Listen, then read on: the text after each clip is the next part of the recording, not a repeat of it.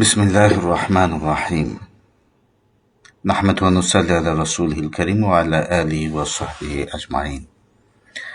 প্রখ্যাত তাবেঈ হযরত হাসান আল বসরি রাহমাতুল্লাহ আলাইহির কাছে একবার উনি একটা মজলিসে বসে আছেন। তো একবারে ওনার কাছে একজন লোক এসে অভিযোগ করলো বা বলল যে আমাদের ওখানে প্রচুর অনেকদিন ধরে খরা চলছে, তা আমরা কি করতে পারি? তো উনি পরামর্শ দিলেন যে আপনারা তওবা করেন, আল্লাহর কাছে বেশি বেশি করে তওবা করেন। এরপরে আরেকজন মানুষ আসলো কিছু সময় পরে। তিনি এসে বললেন যে আমার সন্তান হচ্ছে না, বিশেষ করে পুত্র সন্তান হচ্ছে না, তা আমি কি করতে পারি, কি আমল করতে পারি? তো তিনি পরামর্শ দিলেন যে আপনি বেশি বেশি করে আল্লাহর কাছে তওবা করুন, ইস্তেগফার করুন। একটু পরে তৃতীয় আরেকজন ব্যক্তি আসলেন এবং তিনি বললেন যে আমাদের ওখানে ফসল হচ্ছে, কিন্তু প্রত্যাশিত মাত্রায় হচ্ছে না, ফসলের পরিমাণ ভালো না, তো কিভাবে আমরা ভালো ফসল পেতে পারি? তো হাসান আল বসরি রহমতুল্লাহ আলাইহি বললেন যে আপনারা তওবা করেন, সবাই মিলে তওবা করেন এবং ইস্তেগফার পড়েন। তিনজনই চলে গেছে। এরপরে ওই মজলিসে হাসান আল বসরি রহমতুল্লাহ আলাইহির একজন ছাত্র, একজন তাবেঈ ছিলেন। তিনি প্রশ্ন করলেন যে আপনি তিনজন তিন ধরনের সমস্যা নিয়ে আসলো, আপনি তিনজনকে একই কথা বললেন, একই সমাধান দিলেন, এটার কারণটা কি?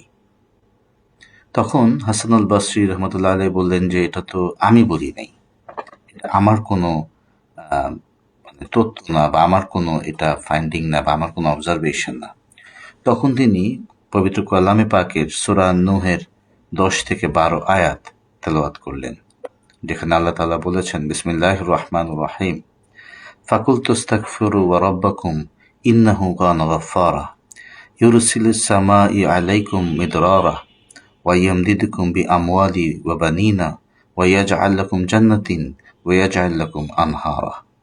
সাদাকাল্লাহুল আযীম।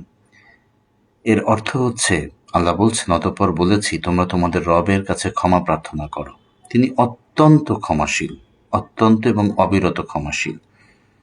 তার মানে তিনি অনেক বেশি ক্ষমা করেন এবং কনসিস্টেন্টলি ক্ষমা করেন। তাহলে কি হবে?